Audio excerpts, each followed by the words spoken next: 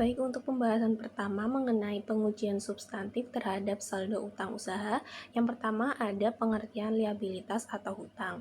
Jadi, utang usaha termasuk sebagai unsur hutang lancar. Nah, hutang lancar meliputi semua kewajiban yang akan dilunasi dalam periode jangka pendek, biasanya 1 tahun atau kurang dari tanggal neraca atau dalam siklus kegiatan normal perusahaan dengan cara mengurangi aktiva yang dikelompokkan dalam aktiva lancar atau dengan cara menimbulkan utang yang lain.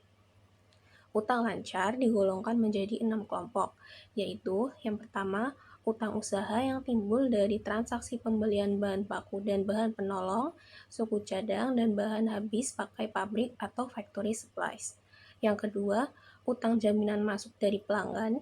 Yang ketiga, utang yang timbul dari berlalunya waktu atau accrued payable. Yang keempat, utang yang timbul dari pihak ketiga karena perusahaan ditunjuk sebagai pemungut pajak atau iuran yang lain seperti PPN, PPh pasal 25, uang dana pensiun, dan uang asuransi karyawan. Yang kelima, accrual yang timbul dari kegiatan usaha perusahaan meskipun jumlah uang tersebut harus ditaksir seperti uang bonus. Krediturnya tidak diketahui seperti utang biaya reparasi untuk produk perusahaan yang dijual dengan garansi, utang yang jumlahnya harus diukur dari transaksi sekarang, misalnya utang sewa, pendapatan diterima di muka, utang yang jumlahnya dihitung dari besarnya depresi sumber alam. Yang keenam, utang lain yang diperkirakan akan dilunasi dalam jangka waktu pendek seperti utang bank atau kredit modal kerja, utang jangka panjang yang segera jatuh tempo, utang pajak penghasilan, dan utang dividen. Nah, berikutnya terdapat perbedaan karakteristik utang lancar dengan karakteristik aktiva lancar. Dalam menyajikan aktiva lancar, klien berkecenderungan umum untuk menyajikan aktiva tersebut lebih tinggi dari jumlah yang senyatanya atau sebenarnya, dan menurunkan jumlah utang lancar umumnya dengan cara tidak mencatat utang lancar sehingga terdapat utang yang tidak dicatat pada tanggal neraca atau unrecorded liabilities. Kedua hal ini didorong oleh motif untuk memberikan gambaran modal kerja yang lebih baik, sehingga kelihatannya perusahaan memiliki likuiditas yang baik. Kemudian dalam menyajikan aktiva lancar, klien menghadapi masalah penilaian unsur-unsur aktiva lancar per tanggal neraca. Kas harus disajikan pada nilai kursnya pada tanggal neraca. Di lain pihak, dalam penyajian utang lancar, klien tidak menghadapi masalah penentuan nilai utang lancar tersebut pada tanggal neraca. Apa yang menjadi kewajiban perusahaan pada tanggal neraca tidak perlu ditentukan nilainya. Perbedaan yang selanjutnya adalah perbedaan pengujian substantif terhadap utang lancar dengan pengujian substantif terhadap aktiva lancar. Yang pertama, pengujian substantif terhadap utang lancar ditunjukkan untuk menentukan adanya penyajian utang lancar yang lebih rendah dari jumlah yang seharusnya atau understatement utang lancar. Sedangkan pengujian substantif terhadap aktiva lancar ditunjukkan untuk menentukan adanya penyajian aktiva lancar yang lebih tinggi dari jumlah yang seharusnya atau overstatement aktiva lancar. Dalam pengujian substantif terhadap aktiva lancar, auditor mengalami masalah penentuan kewajaran nilai aktiva lancar atau nilai bersih yang dapat direalisasikan yang dicantumkan dalam neraca. Penentuan nilai aktiva lancar ini menyangkut penaksiran apa yang akan terjadi di masa yang akan datang. Dalam pengujian substantif terhadap utang lancar, auditor menghadapi fakta, menghadapi data historis mengenai kewajiban perusahaan yang terjadi di masa lalu yang dalam jangka pendek harus dilunasi. Baik, selanjutnya ada prinsip akuntansi berterima umum atau PABU dalam penyajian utang lancar di neraca. Yang pertama, ada setiap jenis utang lancar harus disajikan secara terpisah jika jumlahnya material. Bahwa setiap jenis utang lancar yang memiliki jumlah yang signifikan harus dilaporkan secara terpisah dalam laporan keuangan. Hal ini bertujuan untuk memberikan informasi yang lebih rinci dan transparan mengenai kewajiban yang dimiliki oleh perusahaan. Kemudian yang kedua, utang kepada perusahaan afiliasi, pemegang saham, dan karyawan perusahaan harus dipisahkan dari utang kepada pihak ketiga yang independen. Untuk memastikan transparansi dan kejelasan informasi dalam laporan keuangan, dengan memisahkan jenis-jenis utang tersebut, pembaca laporan keuangan dapat mengidentifikasi dengan jelas hubungan dan kewajiban keuangan yang dimiliki perusahaan terhadap pihak-pihak tertentu. Kemudian yang ketiga ada aktiva yang dijaminkan dalam penarikan utang lancar harus diungkapkan dalam laporan keuangan. Dengan mengungkapkan aktiva yang dijaminkan, pembaca laporan keuangan dapat menilai risiko dan keamanan yang terkait dengan utang tersebut, serta memahami nilai real aset yang dijadikan jaminan. Kemudian yang keempat ada setiap jenis utang lancar harus disajikan secara terpisah jika jumlahnya material. Penyajian terpisah ini memberikan transparansi dan memungkinkan analisis yang lebih baik terhadap posisi keuangan, memungkinkan pembaca laporan keuangan untuk melihat secara terperinci aset yang dimiliki, kewajiban yang harus dipenuhi. Kemudian yang kelima atau yang terakhir ini ada utang kepada perusahaan afiliasi pemegang saham dan karyawan perusahaan harus dipisahkan dari utang kepada pihak ketiga yang independen. Hal ini bertujuan untuk memberikan informasi lebih rinci kepada pembaca laporan keuangan mengenai sifat dan syarat-syarat yang terkait. Baik, untuk selanjutnya ada tujuan pengujian substantif terhadap utang usaha. Yang pertama, memperoleh keyakinan tentang keadaan catatan akuntansi yang bersangkutan dengan utang usaha. Sebelum auditor melakukan pengujian mengenai kewajaran saldo utang usaha yang dicantumkan dalam neraca, ia harus memperoleh keyakinan mengenai ketelitian dan keandalan catatan akuntansi yang mendukung informasi utang usaha yang disajikan dalam neraca. Untuk itu, auditor melakukan rekonsiliasi antara saldo utang usaha yang dicantumkan dalam neraca dengan akun utang usaha dalam buku besar dan selanjutnya ke register buku kas keluar dan register cek. Yang kedua, membuktikan keberadaan utang usaha dan keterjadian transaksi yang berkaitan dengan utang usaha yang dicantumkan di neraca. Pengujian dilakukan dengan tujuan untuk menemukan kemungkinan adanya unrecorded liabilities, untuk membuktikan asersi keberadaan aktiva dan keterjadian transaksi yang bersangkutan dengan utang lancar.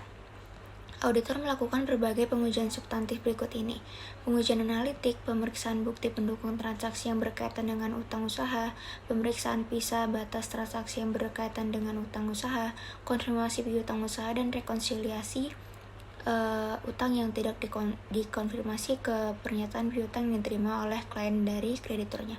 Kemudian yang ketiga itu ada membuktikan kelengkapan transaksi yang dicatat dalam catatan akuntansi dan kelengkapan saldo utang usaha yang disajikan di neraca. Tujuan pembuktian asersi penilaian tidak berlaku terhadap saldo utang usaha pada tanggal neraca. Pembuktian asersi kelengkapan utang usaha lebih ditunjukkan untuk mencari adanya unrecorded liabilities pada tanggal tersebut. Kemudian keempat ini ada membuktikan kewajiban klien yang dicantumkan di neraca. Untuk membuktikan kewajiban klien yang tercermin dalam utang usaha yang dicantumkan di neraca, auditor melakukan pengujian substantif berikut ini: pemeriksaan bukti pendukung transaksi yang berkaitan dengan utang usaha, konfirmasi piutang usaha, dan rekonsiliasi utang yang tidak dikonfirmasi ke pernyataan piutang yang diterima oleh klien dari krediturnya. Kemudian yang terakhir, membuktikan kewajaran penyajian dan pengungkapan utang usaha di neraca. Pengujian substantif untuk membuktikan asersi penyajian dan pengungkapan utang usaha di neraca adalah konfirmasi utang usaha, rekonsiliasi utang yang tidak dikonfirmasi ke pernyataan piutang yang diterima oleh klien dari krediturnya, dan pembandingan penyajian utang usaha di neraca dengan prinsip akuntansi berterima umum atau PABU yang diaudit dengan prinsip akuntansi berterima umum atau PABU. Baik, selanjutnya mengenai bagian program pengujian substantif terhadap utang usaha itu ada 5 tahap. Yang pertama ada prosedur audit awal, lalu yang kedua ada prosedur analitik, lalu yang ketiga ada pengujian terhadap transaksi rinci, lalu ada pengujian terhadap saldo akun rinci, dan yang terakhir ada verifikasi penyajian dan pengungkapan. Langsung saja, selanjutnya adalah terkait prosedur audit awal. Pada tahap prosedur audit awal ini, sebelum membuktikan apakah saldo utang usaha yang dicantumkan oleh klien di dalam neracanya itu sesuai dengan utang usaha yang benar-benar ada pada tanggal neraca tersebut, auditor melakukan rekonsiliasi antara informasi utang usaha yang dicantumkan di neraca dengan catatan akuntansi yang mendukungnya. Auditor itu melakukan 6 prosedur audit berikut ini dalam melakukan rekonsiliasi tersebut. Yang pertama, auditor itu mengurutkan saldo utang usaha yang tercantum di neraca ke saldo utang usaha yang bersangkutan di dalam buku besar. Untuk akun utang usaha, jika perusahaan menggunakan sistem bukti kas keluar atau voucher system, dalam pengendalian kasusnya, akun utang usaha ini disebut dengan akun bukti kas keluar yang akan dibayar voucher payable. Lalu yang kedua, auditor itu menghitung kembali saldo akun utang usaha di buku besar. Auditor itu menghitung kembali saldo akun utang usaha dan utang wesel dengan cara menambah saldo awal dengan jumlah pengkreditan dan menguranginya dengan jumlah pendebitan tiap-tiap akun tersebut. Lalu untuk langkah ketiga, auditor itu mengusut saldo awal akun utang usaha ke kertas kerja tahun yang lalu. Lalu langkah selanjutnya, auditor melakukan review terhadap mutasi luar biasa dalam jumlah dan sumber posting dalam akun aktiva dan akumulasi depresiasinya. Lalu untuk langkah kelima, auditor itu mengusut posting pendebitan dan pengkreditan akun utang usaha ke jurnal yang bersangkutan. Lalu untuk langkah terakhir, auditor melakukan rekonsiliasi buku pembantu utang dengan akun kontrol utang usaha di buku besar. Selanjutnya adalah mengenai prosedur analitik. Pada prosedur analitik, auditor itu melakukan perhitungan berbagai rasio berikut ini. Yang pertama adalah terkait tingkat perputaran utang usaha dengan rumus pembelian dibagi rata-rata utang usaha. Lalu untuk rasio kedua itu adalah rasio utang usaha dengan utang lancar, yaitu rumusnya saldo utang usaha dibagi utang lancar. Lalu untuk tahap kedua, auditor itu melakukan analisis hasil prosedur analitik dengan harapan yang didasarkan pada data masa lalu, data industri, jumlah yang dianggarkan, atau data lain-lain. Lalu untuk tahap ketiga dalam prosedur analitik ini, auditor itu membandingkan akun biaya dengan akun biaya yang sama tahun lalu atau biaya yang dianggarkan untuk mendapatkan indikasi kemungkinan adanya understatement utang lancar. Lalu selanjutnya adalah mengenai pengujian terhadap transaksi rinci. Dalam pengujian terhadap transaksi rinci ini, auditor melakukan pengujian substantif dengan mengkredit dan mendebit akun utang usaha dan pengujian pisah batas yang digunakan untuk mencatat transaksi yang berkaitan dengan akun tersebut. Langkah pertamanya itu adalah auditor memeriksa sampel transaksi yang tercatat dalam akun utang usaha ke dokumen yang mendukung timbulnya transaksi tersebut. Untuk langkah tersebut diawali dengan auditor itu memeriksa pengkreditan akun utang usaha ke dokumen pendukung bukti kas keluar atau voucher, laporan penerimaan barang, dan surat order pembelian. Lalu auditor mengambil sampel transaksi yang dicatat di sebelah kredit akun krediturnya yang terpilih dalam sampel.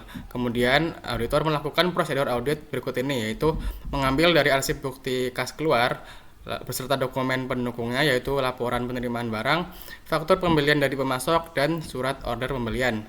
Lalu auditor memeriksa kelengkapan dokumen yang mendukung bukti kas keluar, lalu memeriksa kesesuaian data yang diposting ke dalam akun kreditur berdasarkan bukti kas keluar, dan yang terakhir adalah auditor memeriksa bahwa semua bukti kas keluar yang disampel telah dicatat di sebelah kredit akun kreditur. Lalu untuk langkah berikutnya, auditor itu memeriksa pendebitan akun utang usaha ke dokumen pendukung bukti kas keluar yang mau debit untuk retur pembelian. Lalu untuk langkah kedua, auditor itu melakukan verifikasi pisah batas atau cut off transaksi pembelian. Auditornya memeriksa dokumen yang mendukung transaksi pembelian dalam minggu terakhir tahun yang diaudit dan minggu pertama setelah tanggal neraca. Lalu setelahnya, auditor melakukan verifikasi pisah batas cut off transaksi pengeluaran kas. Auditor melakukan pemeriksaan dokumen yang mendukung transaksi pembayaran utang usaha dalam minggu terakhir tahun yang diaudit dan minggu pertama setelah tanggal neraca.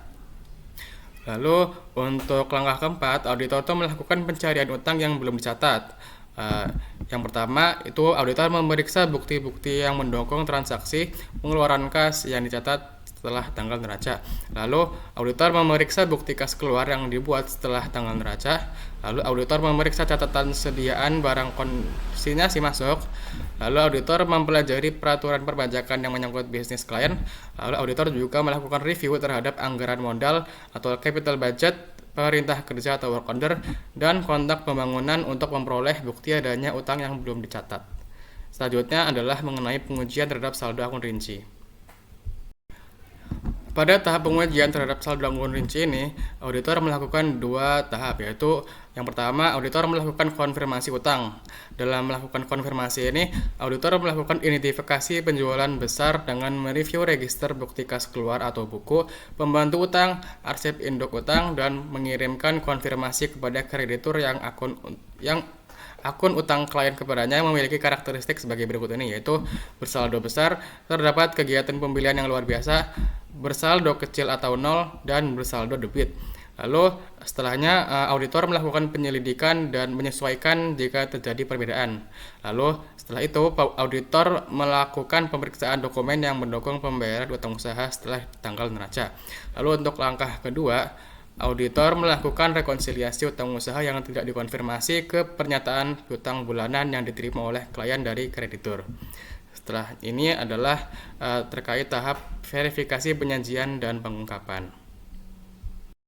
Baik, untuk tahap verifikasi penyajian dan pengungkapan, auditor itu melakukan 4 tahap, yaitu yang pertama ada auditor memeriksa klasifikasi utang usaha di neraca, lalu yang kedua auditor memeriksa pengungkapan yang bersangkutan dengan utang non usaha, lalu yang ketiga ada auditor memeriksa pengungkapan yang bersangkutan dengan utang usaha, lalu yang keempat ada auditor meminta informasi dari klien untuk menemukan komitmen yang belum diungkapkan.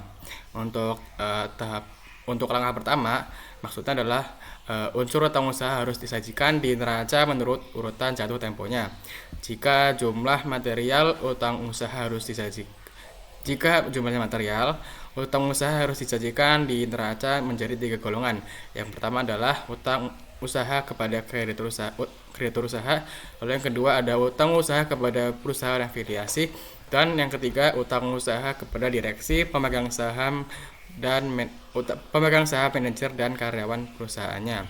Auditor harus memeriksa saldo debit akun utang usaha, saldo debit akun utang usaha. Jika saldo debit akun utang usaha jumlahnya material, saldo debit akun utang usaha ini harus dikelompokkan sebagai unsur aktiva lancar, tidak boleh dikurangkan dari utang usaha. Lalu untuk langkah kedua, auditor itu memeriksa pengungkapan yang bersangkutan dengan utang non usaha. Jika utang jangka panjang yang segera jatuh tempo dilunasi dengan aktiva tidak lancar, maka utang ini tetap disajikan di dalam kelompok neraca utang jangka panjang, bukan utang lancar, untuk menghindari pengaruh signifikan terhadap penghitungan perubahan posisi keuangan atau modal kerja. Lalu untuk langkah ketiga, auditor itu memeriksa pengungkapan yang bersangkutan dengan utang usaha. Utang usaha itu harus selalu dinyatakan dalam jumlah bersih setelah dikurangi dengan trade discount. Lalu yang langkah keempat tadi, auditor meminta informasi dari klien untuk menemukan komitmen yang belum diungkapkan dan utang bersyarat, dan memeriksa penjelasan yang bersangkutan dengan utang tersebut. Dalam pengujian substantif terhadap utang usaha ini, auditor berkewajiban untuk menentukan ada atau tidaknya komitmen yang diungkapkan dan utang bersyarat pada tanggal neraca, dan jika ada, apakah klien telah mengungkapkan secara memadai mengenai utang tersebut. Utang bersyarat merupakan kewajiban potensial yang mempunyai kemungkinan akan sungguh-sungguh menjadi utang atau akan dapat diselesaikan tanpa pengeluaran uang di masa yang akan datang. Utang bersyarat ini berbeda dengan utang yang belum dicatat pada tanggal neraca atau unrecorded liabilities. Contoh utang bersyarat itu adalah piutang wesel yang didiskontokan ke bank, biaya atau denda pengadilan, tambahan pengenaan pajak, klaim dari pembeli, biaya reparasi produk yang dijual dengan garansi. Lalu utang bersyarat ini harus dicantumkan di neraca dengan salah satu dari 3 cara berikut ini. Yang pertama, utang bersyarat dicantumkan di dalam tanda kurung dalam kelompok utang lancar. Jumlah utang bersyarat ini tidak ditambahkan kepada utang lancar yang lain. Lalu untuk yang kedua, utang bersyarat dicantumkan di bawah judul utang bersyarat di neraca. Jumlah utang bersyarat tidak diperhitungkan dalam menjumlah utang lancar. Lalu yang ketiga, jika memerlukan penjelasan yang panjang, utang bersyarat disajikan di bagian penjelasan laporan keuangan. Mungkin begitu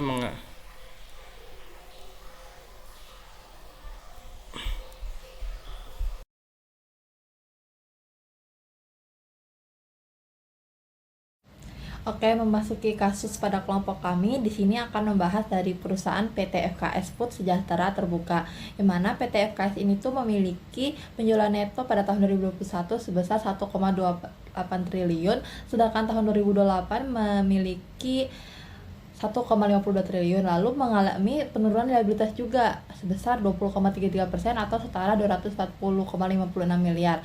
Nah, penurunan liabilitas ini tuh pada jangka pendek terutamanya ini tuh terjadi karena adanya beban akrual dan provisi serta liabilitas keuangan jangka pendek lainnya. Sebesar 47,40% dan 19,70%. Nah, penurunan liabilitas jangka panjang ini itu karenanya ada utang sukuk ijarah neto dan liabilitas imbalan pasca kerja masing-masing sebesar 66,66% dan 36,4%.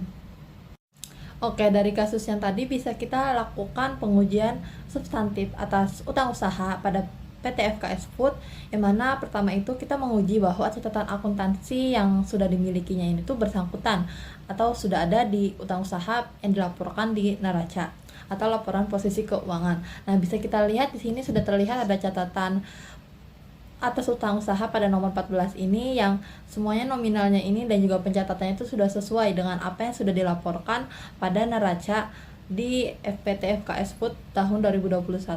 Nah, juga kita bisa melihat juga sudah adanya komponen-komponen pihak-pihak berelasi yang dijelaskan pada catatan atas laporan akuntansi bagian utang usaha. Selanjutnya akan dilanjutkan oleh rekan saya. Selanjutnya yaitu membuktikan keberadaan utang usaha dan keterjadian transaksi yang berkaitan dengan kas yang dicantumkan di neraca.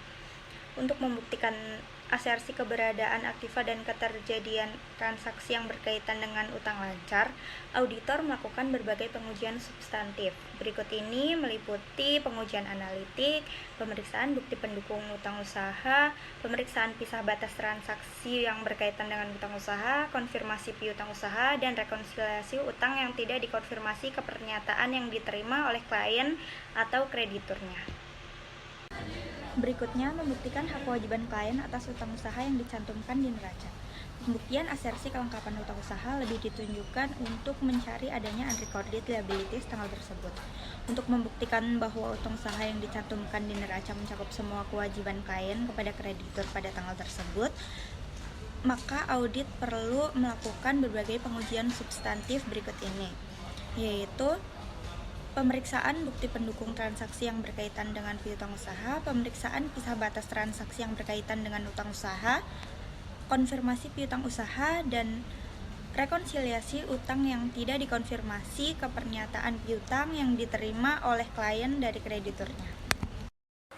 Oke, selanjutnya saya akan menjelaskan tentang membuktikan kewajaran penilaian utang usaha yang dicantumkan serta pengungkapan utang usaha di neraca.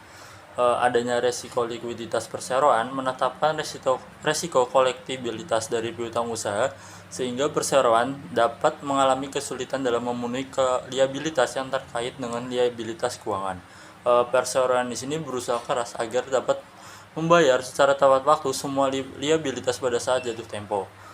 Untuk memenuhi komitmen kas, perseroan mengupayakan agar kegiatan operasi dapat menghasilkan kas masuk yang cukup. Perseroan mengelola risiko likuiditas dengan melakukan pengawasan koreksi dari arus kas aktual serta terus-menerus serta pengawasan tanggal jatuh tempo dari liabilitas keuangan. Yang pertama itu ada membuktikan kewajiban klien yang dicantumkan di neraca. Utang usaha yang ada pada tanggal neraca merupakan kewajiban klien kepada kreditur pada tanggal tersebut. Untuk membuktikannya, kewajiban klien yang dicantumkan di neraca, auditor dapat melakukan beberapa pengujian substantif, di mana bisa melihat dari tabel yang ada di PPT. Untuk cara yang pertama itu pemeriksaan bukti pendukung transaksi yang berkaitan dengan utang usaha, kemudian konfirmasi utang usaha, dan yang terakhir ada rekonsiliasi utang yang tidak dikonfirmasi ke pernyataan piutang yang diterima klien oleh krediturnya. Untuk yang kedua itu ada membuktikan kewajaran penyajian dan pengungkapan hutang usaha di neraca. Penyajian dan pengungkapan unsur-unsur laporan keuangan harus didasarkan pada prinsip akuntansi berterima umum. Pengujian substantif terhadap hutang usaha yang diarahkan untuk mencapai salah satu tujuan untuk membuktikan apakah neracanya sesuai dengan prinsip akuntansi berterima umum. Pengujian substantif ini untuk membuktikan asersi, penyajian, dan pengungkapan hutang usaha di neraca. Itu ada 3 cara sama kayak yang tadi, yaitu ada konfirmasi hutang usaha, kemudian rekonsiliasi hutang yang tidak dikonfirmasi ke pernyataan piutang yang diterima oleh klien dan krediturnya, dan yang terakhir ada pembandingan penyajian utang usaha dengan prinsip akuntansi berterima umum. Dari hal tersebut disimpulkan bahwa dalam rincian liabilitas yang dianalisis sudah sesuai dengan apa yang disajikan pada akun liabilitas di laporan posisi keuangan. Dengan hal ini disimpulkan bahwa pengungkapan serta pencantuman utang usaha sudah wajar.